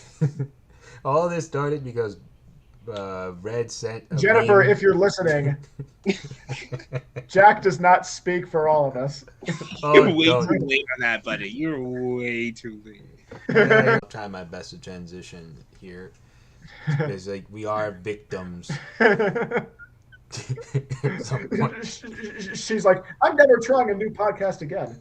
If your comments lead to All right. Jennifer Aniston being in a remake of The Lost Boys, she's gonna don't wish that evil onto the universe. Please. Please do not wish that evil onto the universe, Morally Gray. If Jennifer Aniston is in the remake of The Lost Boys as some kind of hot mom or a vampire lord and she keeps getting away, I'm gonna be so mad. I think that's karma, and you had it coming if that God happens. damn it. God damn it. You know what the worst part about it is? Whenever I make a joke around here, it happens. Alright? I have a streak of that. You knew that's a tendency to Son happen, of a and you bitch. still went through with it anyway. You know what? This is on you. Whatever happened. Son of a bitch. You know what? I'm gonna try and stop that. We had a Lost Boys remake in the mid 2000s. It was called Twilight. That was our version. Our generation's Lost Boys is Twilight. Unfortunately, that's just how pathetic our generation is. But yes, that was our Lost Boys. And the next Lost Boys, we have to wait 20 years. So by that point, she'll be really old and uglier than she already is. God damn it. But no, speaking of victims, since I'm a victim of her terrible stuff, the one thing that I think a lot of these dramas, right, is like, I'm actually going to compare Dahmer versus, shockingly, the Ted Bundy movie with Zac Efron. I can never remember that title to save my life. I have like some kind of My goodness. I have a disorder. I can't remember that title. Okay, I'm gonna do this one. I call it very, very bad. Yeah. That's what we're gonna call it. Very, very bad. Very, very bad. The very, very bad versus Dahmer. Like, I'm gonna say this. At least they never showed did Bundy do his thing in that movie. You never see him do it. They show the aftermath, They and show the aftermath, but you never really see him do it. Like, it's kind of like aftermath. It's never really in the action of him actually. They don't show the middle portion of, like, you know that the 5 stages of like a plot. You have like the exposition, you have like the rising and falling action, and you have the resolution. They only show the exposition and the resolution. They don't show him actually hacksawing that poor woman and they just showed her getting her head bashed and falling for his I have a arm in a cast thing routine that got so many women. I'm like, okay, this is just upsetting in multiple ways, but you know what, that's a me thing. Well, it goes also to show how different people were, because nowadays I don't think anybody would fall for that. Also, Surprised. I actually think that at the time it was happening, some people actually claimed, like once the case went famous, that they had seen him in the area trying that trick, and a few young guys and people were like, dude, you still have a functioning arm, why don't you go do it yourself? You don't need 2 hands to lift these things that you're saying you need help with. Mm-hmm. You know, or like if a guy would offer him help, like they would make fun of him, and it would be kind of like a thing. Like some people said like they noticed him at the time because he would be there often enough for the same shtick. It's like, really, you need help with your broken arm or your twisted arm or something like that. So yeah, that's something I heard somebody talk about. I think it was our friend who's watching mentioned that to me one time, where it's like there were people that saw him and not a lot of people fell for it, but unfortunately you only need 1 or 2 people to fall for it, you know. Mm-hmm. And it sucks, like people did. And well, then he learned from that and changed his MO when he moved to Florida. Did he move to Florida? I thought he was a West Coast guy. No, he was in the West Coast, and then remember after he escaped the second time, he ended up in Florida. Oh yes, and that was the That was the major one, right? The sorority house. Yes. Two dead, three. Um, well, those three were classified as attempted murder. They didn't die. If I understood that detail correctly, either they didn't die or I know there's at least one person of like the three that were classified as for the charges as attempted murder. That definitely made it, but it was like the state she was in was just it was sickening. Yeah. But not sickening as what happened to the two women that didn't make it. It's all sickening. Yeah, all of it's just sickening. It just yeah, it hits you in various levels. Because. No. Oh, continue. Oh no, that was just. Bleh. I just need to get that out of my throat. Ugh. Sure. It did not sit well.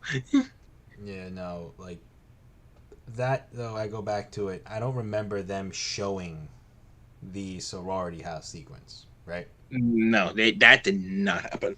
I feel like if it would have been the Brian Fuller group with Dahmer, they would have shown it. Yeah, the worst they showed with that was the linchpin evidence of like the bite marks on one of the deceased women's butt. Yeah, but that's more like forensic evidence. It's not Yeah. like them showing him doing it. Yeah, it only show like pictures, and they only went to descriptive detail of like what he put those women through. They didn't actually simulate that. Yeah, Thank goodness. Right. yeah, and to me, it's like they didn't do the simulation, which is where I think you fall in the line of insensitivity. You really shouldn't try to replicate or recreate that kind of thing. You know, like I think it's a bit insensitive to do so. Uh, how can you respectfully do that? And I remember we in our last episode, Red, we discussed that. Like, how could you respectfully reenact that kind of thing, right? Yeah, I don't know if there's a way that you can. I mean, the intentions of the people on the production can all be good, but I don't know if it can ever really land as something respectful Yeah, like if you're showing the actual murder. I mean, like I kind of alluded to, I don't think the subject matter is off limits of doing a true crime um, uh, biopic of a serial killer, because with drama, you deal with themes in a serious and reflective way, and it's kind of just a reflection on like,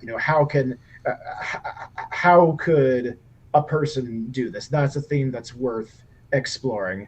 But again, there's something about horror that's just meant to be entertaining. But the movie you're talking about isn't a horror film, right? no, the one Okay. the Zac Efron one is Yeah. more so. That one to me feels like a legit biopic, Yeah. and they went out of their way kind of to be a little more to focus more on the relationship you had with that girl, who I think Yeah. she's the one that wound up putting two and two together, right? Like she's like, wait a minute, that's the same buggy, that's the same looking description. The sketch looks a lot like him, but she just didn't want to. Mhm. According to the film, I'm not really sure what happened with the real lady.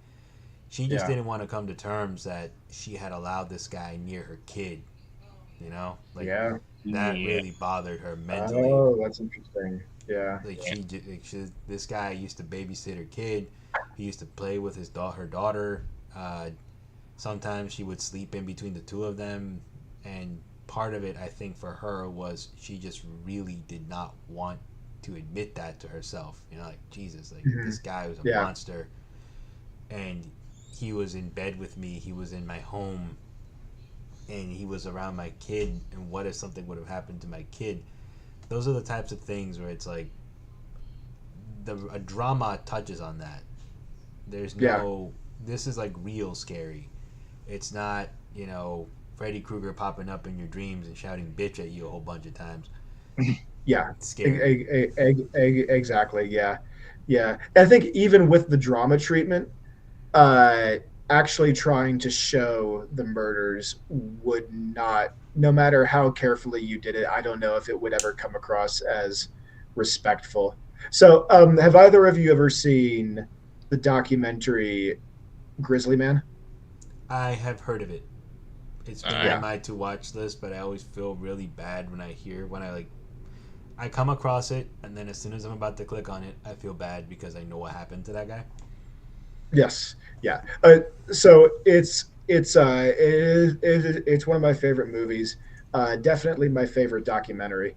But just so everybody is filled in, it's about this guy who is doing his own kind of running documentary on the grizzly bear.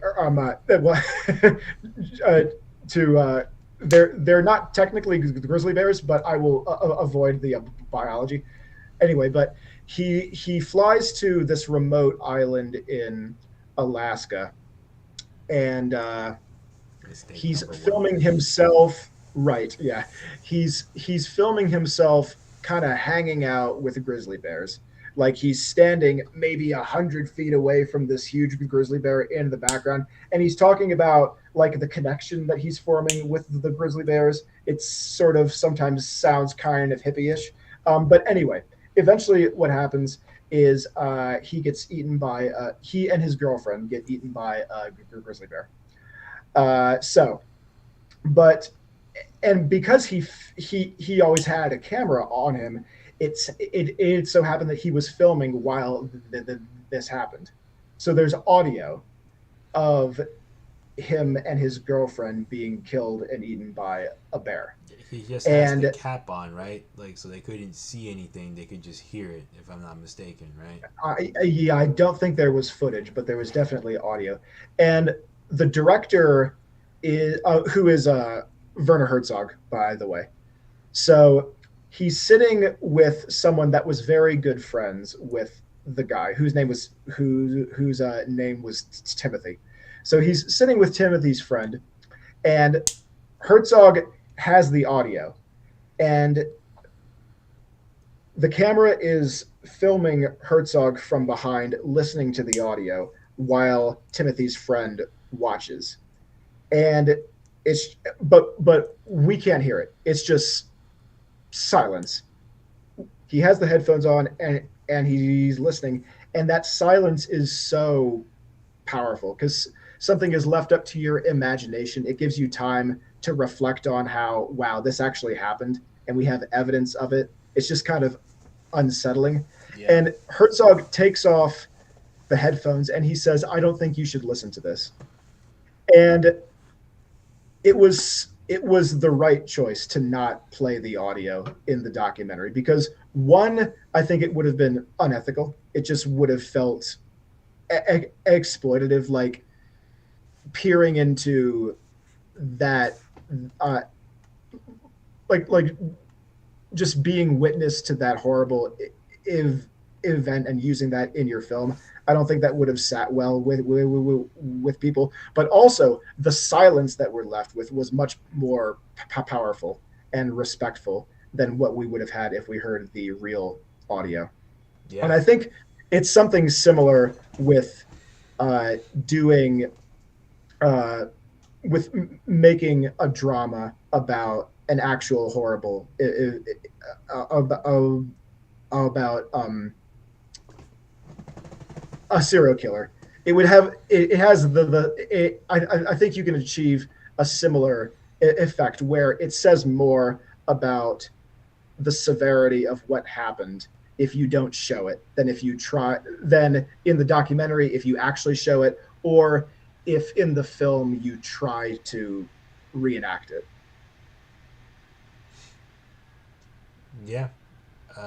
I actually agree with that because I remember when that movie came out, I was told that these were like the last days of this guy's life, and then somebody mentioned the audio portion of it, and Mm-hmm. I'm like, I really doubt that they're gonna show that audio because this is an actual Yeah, death footage or audio at this point. yeah. I I always skip that one, but I know that one day I'm gonna be able to sit down and be in the right mindset to watch it. It came out like I think what 08, 07, 08, I 09, think it's 05, 05. something like that. Yeah. Yeah, when we were in high school, I remember it came out. Yeah. And it was one of those things where it's like, I wanted to watch it, but I could never bring myself to do so because you're essentially watching the last hours of this guy's life, the last few days of this guy's Yeah. life. In something that in my book it's common, right? Like people kind of go and they document bears and they talk about like their connections with animals and stuff like that. But I always also felt that that should be a warning to people that think that they're gonna walk into the wild and make friends with an animal, with a wild animal. Yeah. Like Sure. some people think that they're gonna walk into the jungles in China and hug a panda. That's not how that works. Pandas are Yeah. dangerous ass animals. They're No. big. No. They're not cuddly like they try to make it think on TV. They're very Yeah. stupid and clumsy, and they have like the ability to hurt. And pandas are not vegetarians. They're I mean, omnivores. They eat other animals if they eat meat if needed. You know, they're omnivores. remember they are a bear. Yeah, they're a bear. They're a Yeah. big ass bear too, and they're dangerous. Yeah. Some people love bears, like, oh, it's so cute. Like somebody I know who watched or listening. But, you know, bears are dangerous and you need to be careful around a bear at any Mhm. given time. And this guy, he was careful to what he thought was careful, but he dropped his guard and something happened with the bear. And, you know, him Yeah. and his girlfriend lost their lives over it. And I've always meant to watch it. But I actually, to your point, now that I know, I think the silence is more respectful and is way more powerful than this guy turning around and going, so here's the footage of this person being murdered by the bear, being eaten by the bear. Listen to Mhm. their screams and their horrible howls, and you know when the screaming stops, we're gonna listen to all that. As you hear the bear making the noise, the eating, crunching, gushing noises, yeah, you need to have all of that. You just need to hear all of that so you can really ram this home. Like, no, I think the silence was better. And the director actually turning around and saying, I don't think you should listen to this, also Yeah. sets aside a bit stronger tone. Um, to piggyback on that, there are tapes out there that law enforcement chooses to delete for that very reason. And there are other incidents out there of people dying, which are normally held so that nobody can see it.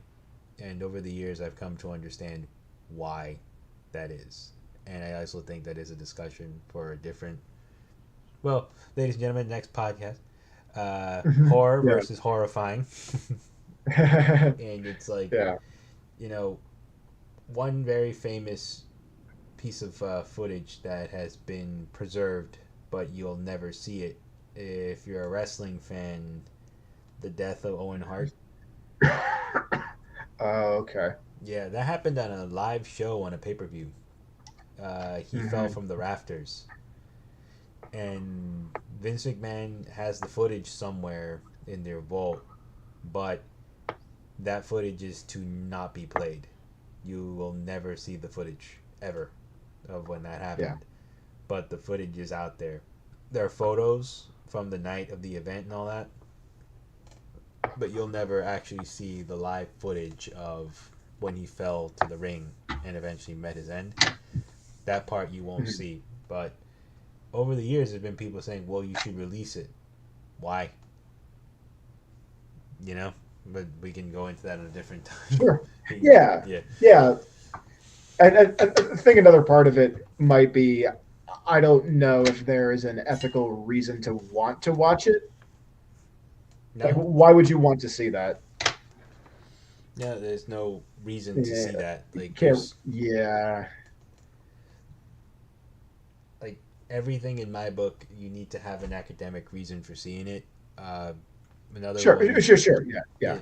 But again, like if you're not doing anything with it just for your curiosity, then you shouldn't see it. Another thing Yeah. that was burned apparently that people really wanted to see for some weird reason.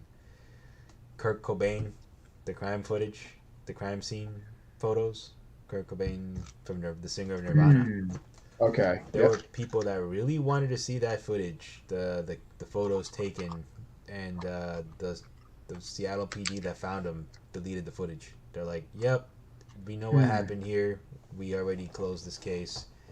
The sheriff took one last photo, one look at the photos. I think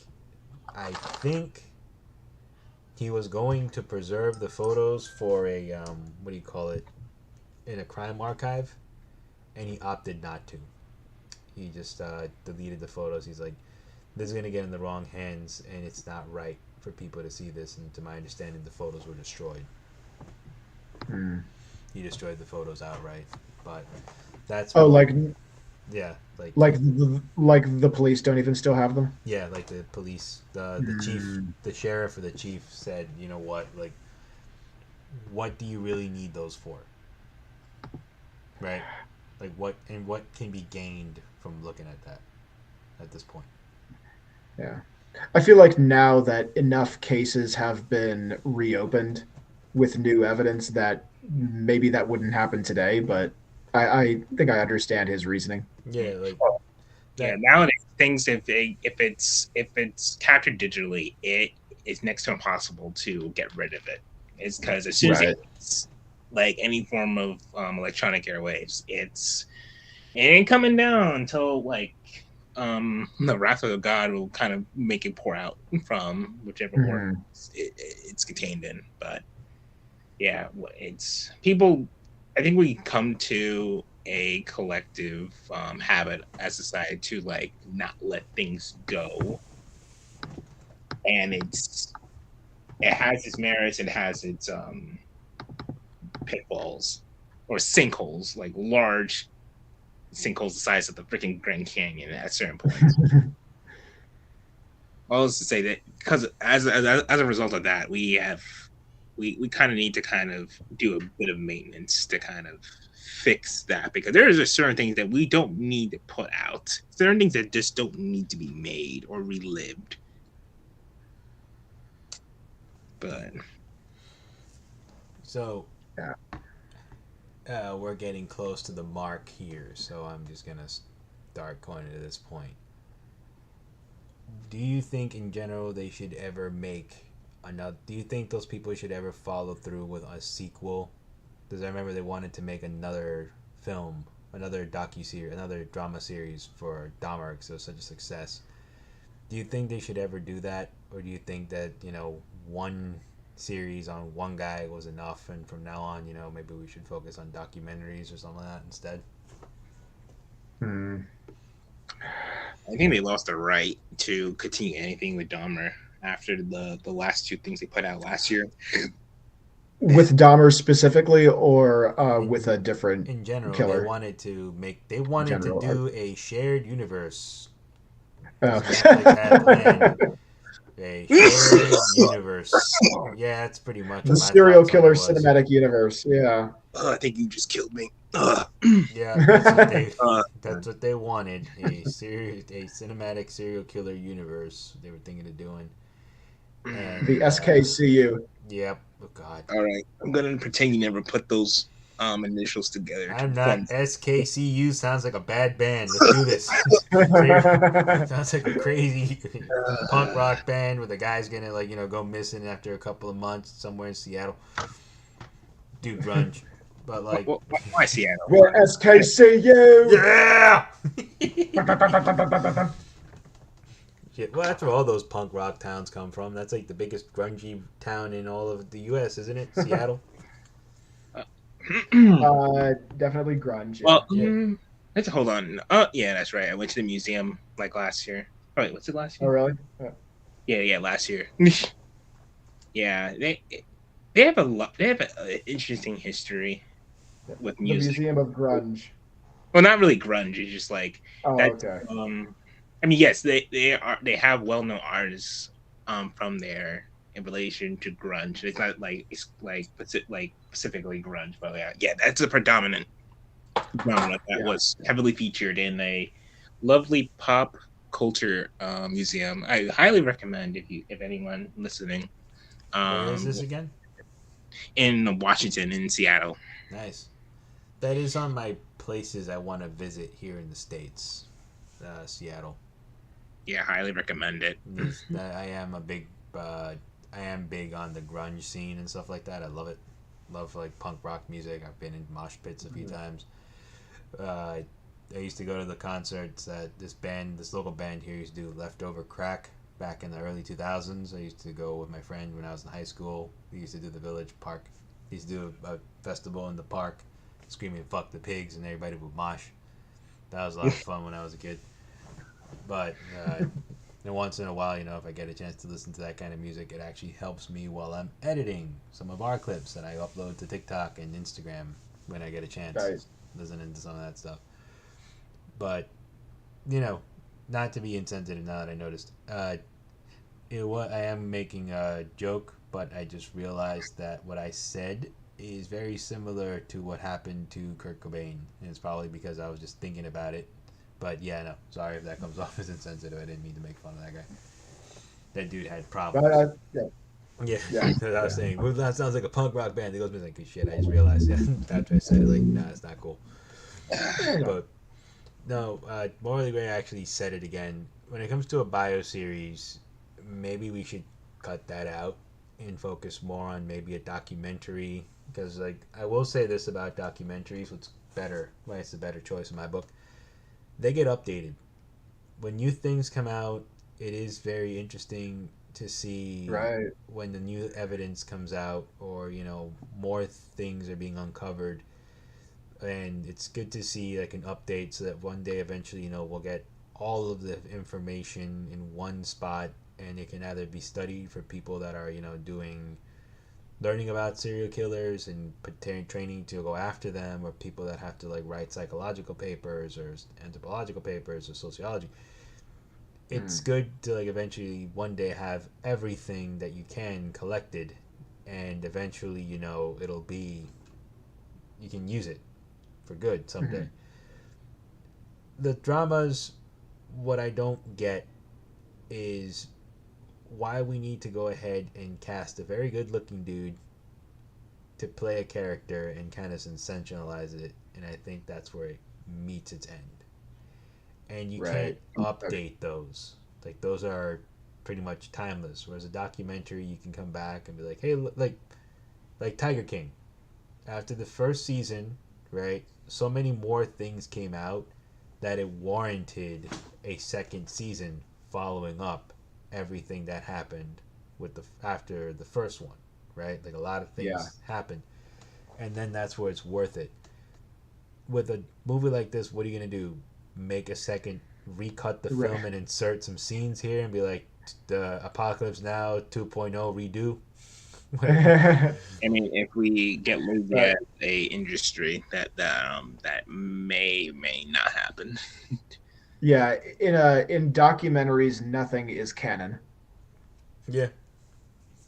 So you can unsay something that you said in the previous documentary. Yeah, you can step if on you and have retract it.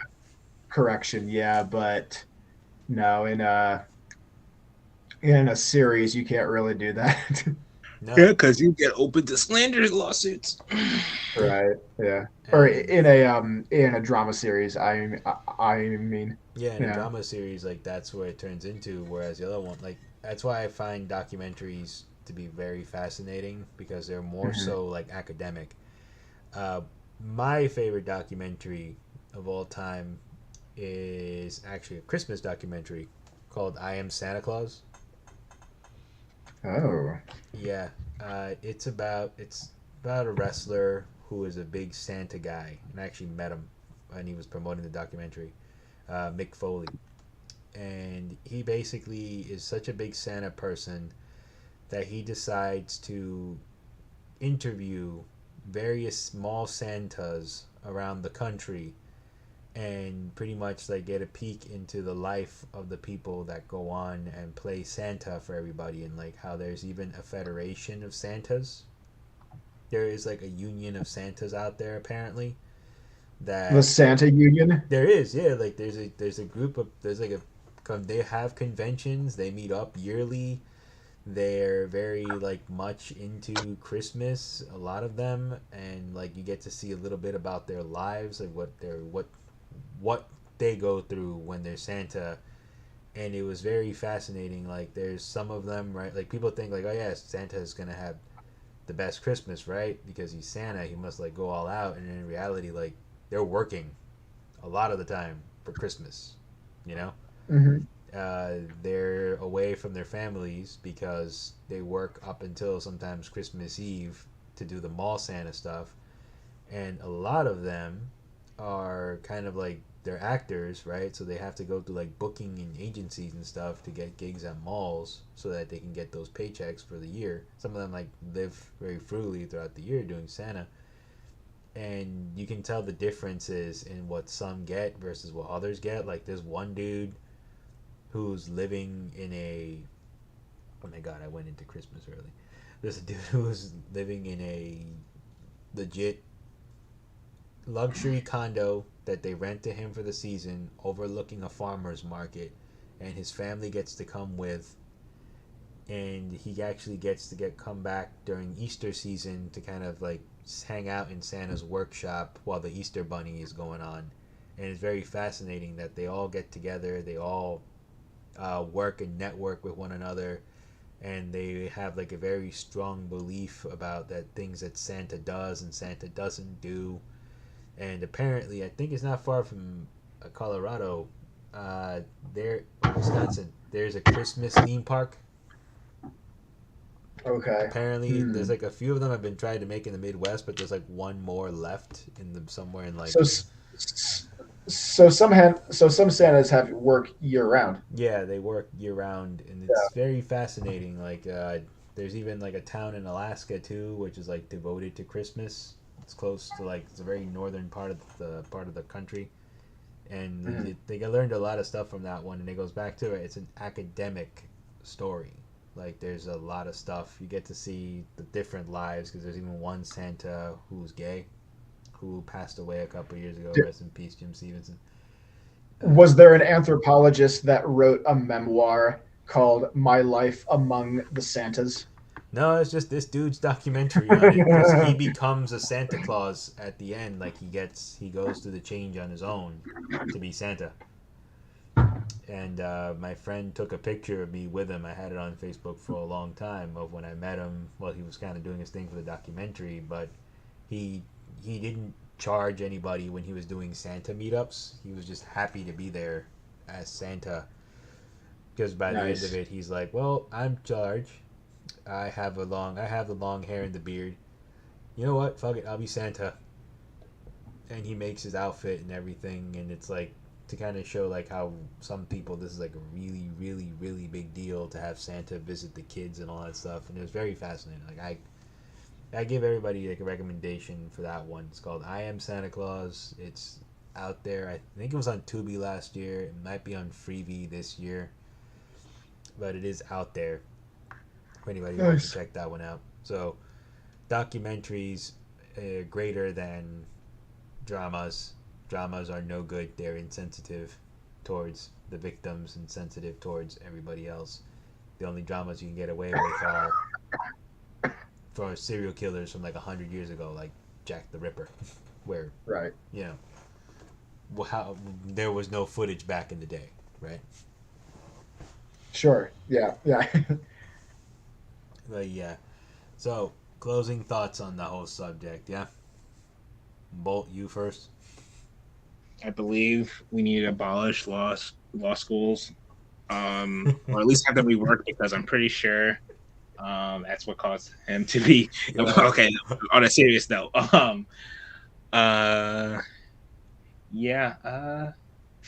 always stranger danger. Yeah, that's my. I'm about to find you over in those fucking picket lines of morally gray, aren't I? Burn the system down, reset everything, burn this motherfucker down. All right, cool.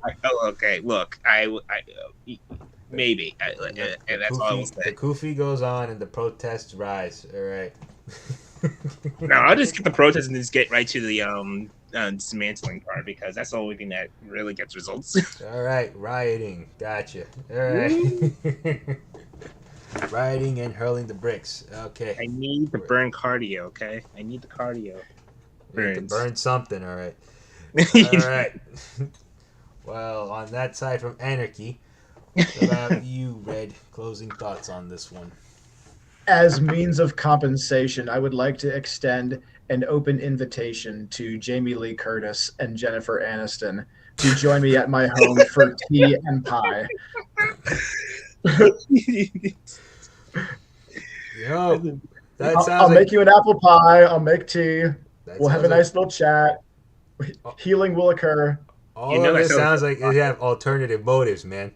Yeah, that's not a good look. I'm going to tell you that as the unofficial lawyer. All of this sounds like ulterior motives. All of this. My wife will be home. And that makes it worse. makes it- A little bit, actually. Yeah. And that makes it okay. Gotcha. It makes it worse and better. Yeah. Yeah. Okay, so burn the system down, and one of them wants to turn on me and have Jamie Lee Curtis and Jennifer Aniston at their house so they can remake The Lost Boys. That's what he wants. God damn it. I know That's what you think is happening. All right, that's it. Well, what else is going to happen? They're both really old. Not that they can do much more. I am not in any talks with studios, well, no major studios, about such a project. Okay, fine. Just leak out all the good stuff, Red. Just leak it. God damn it. All right. And on my note, just so everybody knows, just put one more note out. Just so everybody knows, Jennifer Aniston did start her career in Leprechaun. It was Leprechaun with Warwick Davis. She was in that movie. She wants everybody to forget.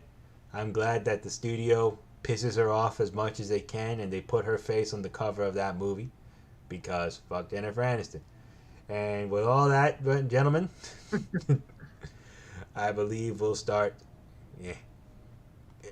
closing this one out. So, this was the Ghastly Hallows, and I hope everybody has a good one. See you guys next week. Yeah. Farewell. All right, farewell.